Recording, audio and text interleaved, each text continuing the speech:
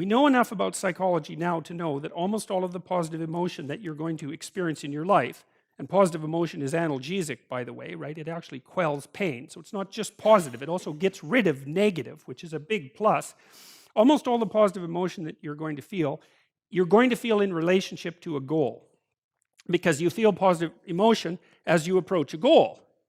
And so if you want to feel positive emotion, then you need a goal. And then you might think, well, if you want to maximize that positive emotion, which is enthusiasm and also what pulls you out into the world as well as feeling good, then you need the best possible goal. Well, because that's going to engage the largest segments of your being. Like if your goal is too narrow, then a bunch of you isn't going to be on board for it, you know? If the goal is well developed and multifaceted, then all of you can partake in that. Even your negative elements, even your anger and your fear can get on board with that, let's say. So you need a goal, man, that's worthy. You got to think, you need a goal that justifies the tragedy and malevolence of life. That seems to be the bottom line. Now, maybe you think, well, there's no goal that can do that. It's like, well, there are still better and worse goals. So, and I'm not convinced that there are no goals that can do that. I think that's an open question. You'd never know that until you pursued the proper goal long enough to find out who you would be as a consequence of pursuing it. So that's also your destiny or your existential voyage, right? It's also not something that anyone else can do for you. Someone can say, get your act together for Christ's sake and get at it. That'll make the world unfold best for you, but there's no way you can know that without doing it. So, and unless you think you've done a particularly stellar job of that, then you have no reason to doubt its potential validity. So plus, like, crickets are telling you this, and so, you know, they're a very reliable source.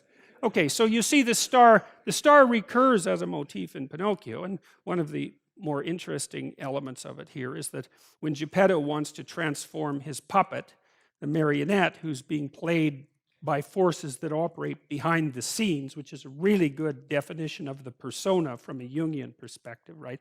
And also something indicative of something like an ideological or conceptual possession.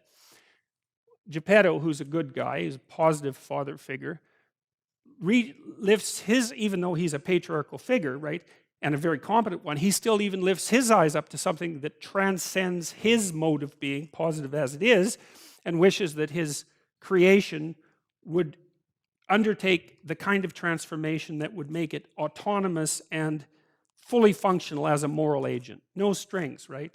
So that's very interesting, I think. Solzhenitsyn said, the salvation of mankind lies only in making everything the concern of all. That's a pretty decent star-like goal, I would say. And so what happens in the Pinocchio story is that because, and I think this is a symbolic representative of what I just described to you that happens at a genetic level if you put yourself in new situations. So Geppetto is roughly culture in the Pinocchio story, right? He's a craftsman. And he makes Pinocchio. So he's who's his son? He's the socializing agent. And he aims for something above mere socialization, which is, I think, part of the mysterious element of human beings. You know, in our scientific models, we basically have socialization and biology. But there's always a third element in mythological stories, which is whatever you might construe as the spontaneous action of consciousness that's associated with free will. And, you know, that's just basically being conceptualized in religious terms as something akin to the soul. Now, we don't have a category for that scientifically, because what we try to do scientifically is to reduce everything either to socialization or to biology. But it isn't clear to me that it's perfectly reasonable from the perspective of practicality at a scientific level. You don't want to multiply explanatory principles beyond necessity. But there's many things that doesn't come to terms with, such as the fact that we all treat each other as autonomous beings with free will, and that seems to work, and that if we stop doing that, then things go to hell very, very rapidly. So, and the mere fact that we have been able to conceptualize what that conscious free will might be, metaphysically or physically, doesn't mean it doesn't exist. It just means that we don't understand it. I mean, it was only in the last 15 years that we discovered that 95% of the universe was made out of some kind of matter that we can't even, whose properties we can't even imagine, except that it seems to have mass. So anyways, what happens is when Geppetto lifts his eyes up to the star, so it's society aligning itself with the proper goal with regards to individual development, right? So instead of society being at odds with the individual, they line up.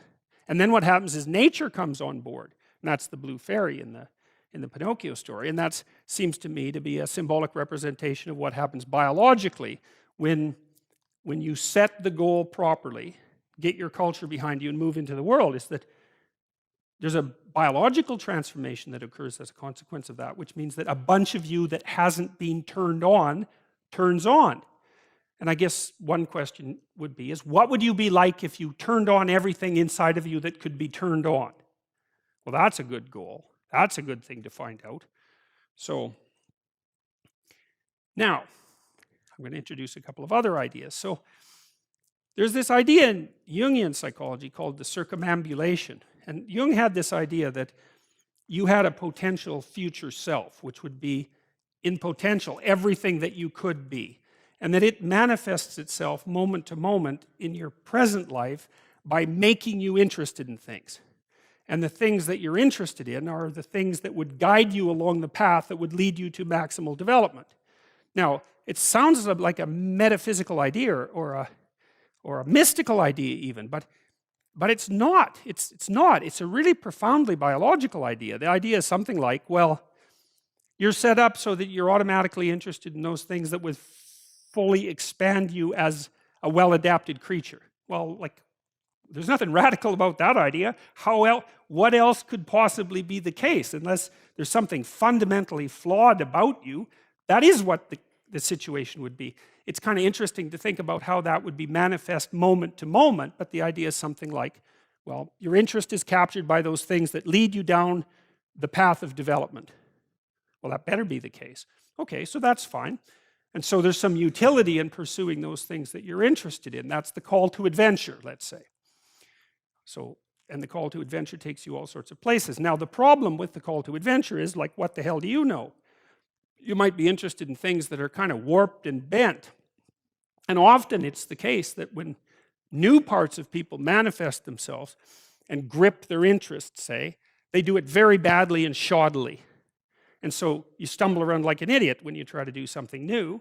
That's why the fool is the precursor to the savior from the symbolic perspectives, because you have to be a fool before you can be a master. And if you're not willing to be a fool, then you can't be a master. So you're going to, it's an error-ridden process. And that's also laid out in the Old Testament stories, because the first thing that happens to all these patriarchal figures when God kicks them out of their father's house when they're like 84 is that they run into all sorts of trouble, and some of it's social and some of it's natural and some of it's a consequence of their own moral inadequacy. So they're fools.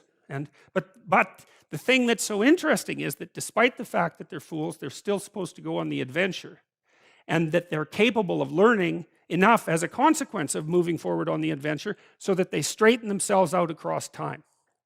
And so it's something like this. So this circumambulation that Jung talked about was this continual, we'll return to this continual circling in some sense of who you could be. You might notice, for example, that there are themes in your life. You know, when you go back across your experiences, you see you kind of have your typical experience that sort of repeats itself. And there might be variation on it, like a musical theme, but it's like you're circling yourself and getting closer to yourself as you move across time. That's the circumambulation. Now, you remember that for a sec, because we'll go back to it. Okay, so imagine that something glimmers before you. It's an interest that's dawning, and you decide, well, first of all, you're paralyzed. You think, well, how do I know if I should pursue that? It's probably a stupid idea. And the proper response to that is, you're right, it probably is a stupid idea, because almost all ideas are stupid. And so the probability that as you move forward on your adventure that you're going to get it right the first time is zero. It's just not going to happen. And so then you might think, well, maybe I'll just wait around until I get the right idea, and which people do, right? So they're like 40-year-old, 13-year-olds, which is not a good idea.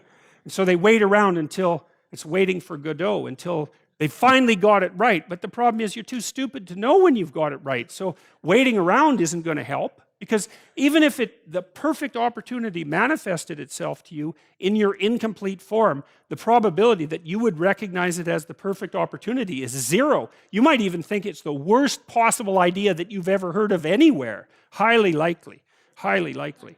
So you have, Nietzsche called that a will to stupidity, which I really liked. So, because he thought of stupidity as being, it's you have to take it into account fundamentally and work with it. And so you can take these tentative steps on your pathway to destiny, and you can assume that you're going to do it badly. And that's really useful, because you don't have to beat yourself up. It's pretty easy to do it badly. But the thing is, it's way better to do it badly than not to do it at all. And that's the continual message that echoes through these historical stories in Genesis. It's like, these are flawed people. They should have got the hell out of their house way before they did. And they go out and they stumble around in tyranny and famine and self-betrayal and violence. But it's a hell of a lot better than just rotting away at home.